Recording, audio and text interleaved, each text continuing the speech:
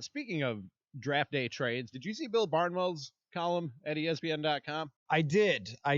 And his trade for the Vikings Reckless is speculation. It's extremely Which reckless. one? It is. There are so many. So what he did, for those who didn't read it, he said not enough mock drafts include trades. So to balance that, he just did an entire mock draft of trades. Yeah, you could That's tell what he Bill was Barnwell did. quarantined Absolutely. writing this. This guy has a lot of time on his hands.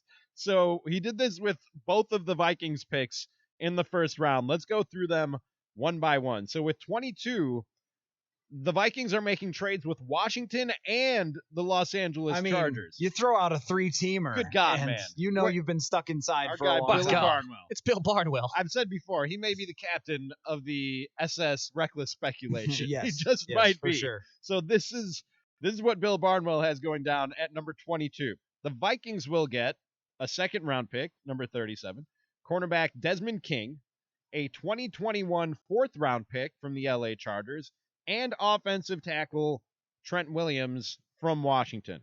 Washington gets a fourth-round pick, number 132, offensive tackle Riley Reiff from Minnesota, the fourth pick at 112, fifth pick at 151 from the Los Angeles Chargers, and the Chargers would get Anthony Harris from Minnesota and a first-round pick at number 22 from the Minnesota Vikings. So, essentially, the Vikings will get a second-round pick, Desmond King, a fourth-round pick, and Trent Williams.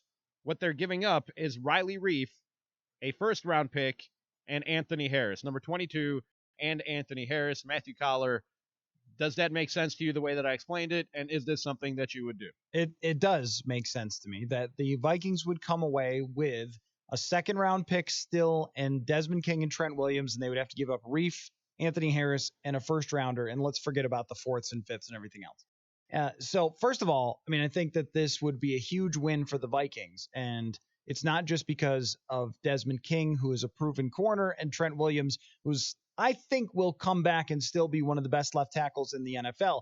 But that second round pick, if you can move out of the first and still have a second, there's a thing in this draft, and maybe it exists in a lot of NFL drafts, but between the number 20 prospect and the number 40 prospect, there is a small difference in the type of player you're going to get. And my understanding from reading a lot of the draft reporters is that teams have very, very different draft boards in terms of what fits for them, what suits for them and their schemes and what they look for in the draft. So you could have the Minnesota Vikings with a player that's 22nd on their draft board that for the Dallas Cowboys is the 40th best player and vice versa. Right. So if you're drafting at 37, and this is why I've been team trade down, if you're drafting at 37, it feels weird to say this, but it's not that much different than drafting at 22 or number 25. So that's a good place to start. And when you talk about the odds of hitting on a draft pick, I would imagine, I know you've done more math on this than I have, but I would imagine that the odds of hitting on a pick at number 20, let's say 22 versus what's the other one that they were thinking about getting? Somewhere in the 37. 40s? 37? Yeah. The odds of you hitting on those two picks are probably pretty close to the same, right? In terms of the guy panning out and being what you expected him to be? Yeah, I think so. Every study that's ever been done finds that it's a straight line down, or I guess on a chart it would be like a 45-degree angle down. The higher you draft, the better you do. But this is the particular area where I think that the talent in this draft is very similar between 20 and 40. So if you told me, I'll give you an example, A.J. Terrell from Clemson. I really like him for the Minnesota Vikings. He strikes me as a Zimmer type of corner. He's tall, he's lanky, he's athletic, played at a high level. But there are other teams that might look at A.J. Terrell and say, he's not as much of a fit for us and what we like to do with that position. We like Jeff Gladney better, and we have Jeff Gladney higher. And because he's more compact and strong and things like that. I don't know, right? So every team's going to have their preference, but that is the area in this draft where I think your odds are similar at 37 to what they would be at 22. So I like that element of it. Adding a corner who has experience is important, whether it's getting one on the free agent market that's still out there or adding one via trade on draft night. They can't just fill these positions at cornerback with guys who have never played in the NFL before and expect to get good performances out of that, because it is one of the hardest positions to transition right away. Trading away Reiff and Harris creates your cap space to get Trent Williams and then potentially sign Trent Williams to a contract extension. You hate to lose Harris, but he is going to be more expensive than you want to spend on your second safety. And Trent Williams, I don't want to say it's a must for the Vikings because you never know how things are going to work out. But to get somebody who's an improvement on this offensive line to protect Kirk Cousins better, I go back to Zimmer at the Combine saying we need to protect Kirk Cousins better. And to this point, they have done nothing to do that whatsoever. Unless you think that whoever is behind Josh Klein on the depth chart is going to step up and be a better guard than he was. They've opened up a hole on an already poor offensive line. Yeah, from a pass blocking standpoint, a poor offensive line. Right. Dakota Dozier is probably just as poor as Josh Klein was for them last year, but not as experienced. Yeah, I mean, you're in a pretty bad situation at the guard spot at this moment. So finding any way to increase your pass protection, even if it's with Trent Williams at tackle, he will be significantly better, assuming he's back to his old self, than Riley Reiff, who's an average left tackle, but the difference between average and elite is pretty huge. Especially at that particular position. Yeah. And all offseason, Coller, we've been trying to figure out exactly what the path is, what the course is that this Vikings team is trying to take. Are you trying to win now? Is that why Mike Zimmer and Rick Spielman are around and you just invested 2 more years in Kirk Cousins? Or are you trying to win later, and is that why you just traded Stephon Diggs, your best offensive player, for a bounty of draft picks? A trade like this, while I think it might rub some Vikings fans the wrong way that you're trading the first pick that you have at number 22 in the draft, it makes more sense in terms of getting pieces to help you try and win now. You're improving at the tackle position, like you just mentioned, with Trent Williams over Riley Reiff. You're getting a proven cornerback in Desmond King, who's entering his 4th year. And yes, you're trading Anthony Harris, but if I'm looking at the cornerback position and what I have there right now versus the safety position and what I have there right now, we're looking at a potential Hall of Famer and Harrison Smith at the safety position. Mm-hmm. You need somebody at the other safety who can complement him. The cupboard is pretty much bare. And I know Mike Hughes was a first-round pick, and they think he can do some things. I know Holton Hill has a lot of upside if he can keep his head straight on his shoulders, and they have a lot of they think they have some high hopes for him. But as far as proven guys at that position, the cupboard is pretty much bare at the cornerback position, and you need some veteran presence there. I'm not saying Desmond King is going to come in and be Deion Sanders or Darrelle Revis, but it's an established veteran NFL cornerback who has some level of success at the position. And if you're trying to win now, I think that's a much better bet than trying to get, while it is a deep position in this draft, going and trying to get a cornerback with one of the draft picks that you have at this point. Yeah, ideally what you would want to do here, because cornerback is so important, is you would want to draft one probably with that first-round pick. If you're getting Trent Williams, then you don't have to draft a tackle. Then you're getting one with the first-round pick and filling in Desmond King there. And by the way, Desmond King, in terms of his 2017 and 18 seasons, was one of the best players in the league by Pro Football Focus grades at coverage for those 2 seasons, and was still solid last year, still better than either one of the Vikings corners, even though some of his statistics, like targeting statistics, were not great. His grades were still okay. So he had a rough last season for the most part, but has shown before to be somebody capable of playing every single down, starting at cornerback, and that's what you need. And then you assume that Mike Zimmer and his scheme will make that player better. If you have Hughes, Holton Hill, and Desmond King, you would feel like you had a good start there. But you can never have too much depth at corner, and it would be great for the Vikings to have someone else that they would start developing. I think corner is a bigger need for this team than wide receiver. I look at tackle or guard, especially too. I mean, both of those, but you can get guards a little bit later. I mean, these are the biggest positions that they have to fill. Some people want them to draft a defensive lineman. I get that, but they're great at developing late-round defensive linemen. And I think they can manage with a Fadi Adenabo or find somebody else, some other veteran who's still out there in the market to bring in. Maybe Terrell Suggs wants to come back to Minnesota for a little bit. He's from Minnesota. I don't know if you know that. I did not know that. Yeah, no, he really? is. Yep. I thought, because he doesn't say where he's from. You know, when they do the intros, he always just says Hard Knocks University. That's right. It's where Terrell Suggs is from. That's really what he says. Don't look at me like that, Declan. That's really what he says. Because even though you're a little choppy on the live feed, I thought I saw you make a face when I said come back to Minnesota. But yes, he is. No, I didn't know he was Minnesota. Yeah, he's one of us.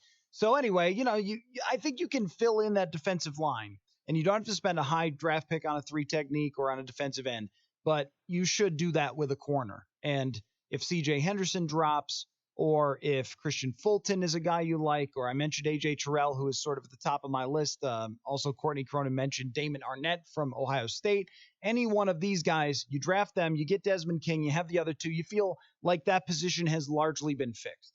Now at 25, a little more boring, but this is the trade that Bill Barnwell, and again, this is a mock draft of all trades. Only trades. He orchestrates trades at every pick in the first round. If you go to ESPN, I mean, this is even a lot for me. Dude, that's a lot. That's a lot of work. But at number 25, he has him trading with the Carolina Panthers. The Vikings get their second round pick at number 38, a fourth round pick at 113, and wide receiver Curtis Samuel. Panthers get the first round pick at number 25 and the fourth round pick, number 132. Again, if this is the route that they choose to go, it makes other moves that they've made this offseason make a little bit more sense. Rather than trying to replace Stephon Diggs' production at the wide receiver position and impact at the wide receiver position with a rookie, he hypothesizes that you could do it with Curtis Samuel if you make this trade with the Carolina Panthers. Curtis Samuel do anything for you, Coller? Not really, but I will say that with Curtis Samuel, I thought initially coming out that he had potential to be that playmaker type of guy who, you can use in bubble screens, quick screens, stuff like that, yards after catch, reverses, some of the ways that, now everyone's talking about Deebo Samuel was used last year, but the Vikings in 2016 and at other times during Cordero Patterson's career used him as that type of playmaker with some success when they actually dedicated to doing that. And Samuel has not really been used that way in Carolina. He's more of been a traditional wide receiver. I didn't see him as that. Yeah, that's what I was just going to say. I don't know that we have a really good idea of who he is at the NFL level just yet. Kyle Allen has been throwing him the football, and that wasn't the most creative of offenses before Kyle Allen was the quarterback. Right. And so I think if you're looking to trade for someone, you're looking for somebody that you think might have been misused by a different team, and Curtis Samuel is potentially that guy if Matt Rule doesn't feel like he's going to fit in their offense. If I were Carolina, I would want to keep him around. But this, again, goes to if you can trade back and stay somewhere between 30 and 40 and get a player, get an additional pick, you want to do that in this draft. People would hate it, of course, Vikings fans, if we got to draft night and we're thinking, all right, the second half of the draft, the Vikings are the stars of this show, and then they trade out of the first round and we're going, no, we don't have any draft picks to talk about, but it's actually a really good play. If you ended up with the 37th and 38th and whatever it is, whatever late round pick it is, 54th, I don't know which one it is. But if you ended up with 3 seconds and 2/3, you would feel like you could fill a lot of spots here in this particular draft. And after trading down and getting veterans in return and all those added later round second, third, and fourth round picks. Yep. You would feel like you came away from this particular draft if you ended up with Curtis Samuel, Trent Williams, Desmond King, and it cost you Riley Reif, Anthony Harris, and you had 2 picks in the second. You had to move out of your first round picks instead, so you end up with 3 total picks in the second. That would be a great haul. And you look at even recent second round picks that the Vikings have had, Brian O'Neill, Dalvin Cook. I mean, there's been Irv Smith looks like he's going to be a hit. So Eric Hendricks is a second round pick. Kyle Rudolph is a second round pick. A lot of players who slipped through that first initial, these are the freak athletes who dominated college. You get a lot of solid players usually in that second round. You go through recent history, a lot of starters in the second round. So, I think that trading down, picking up other veteran players to fill out the roster is not a bad idea. I was about to go through the exercise of, let's say they do all these moves that Bill Barnwell was talking about, so all 3 trades, and trying to compile a list of what they're getting and what they're giving up. And you know what? That's just too much. That's too much for me to wrap my head around. If this is any indication, and it won't be, this is Bill Barnwell recklessly speculating, but if draft night is anything like this, Coller, I know I got a couple hours with you on draft night. My head's going to be spinning. I'm going to be no good to you as a co-host that night, because if there are this many moves and this many picks and this many names involved, it's just too much for my feeble brain. I don't know that I can keep up with all this. I would say ready yourself, because a lot of Vikings fans call Rick Spielman Trader Rick. He does love to trade. You go back to the 2013 draft where they ended up with 3 first-round picks. And there is the trade up to get Teddy Bridgewater in 2015. Last year, the massive trades in the third round to keep going down and down and down and down, and eventually picking Alexander Madison.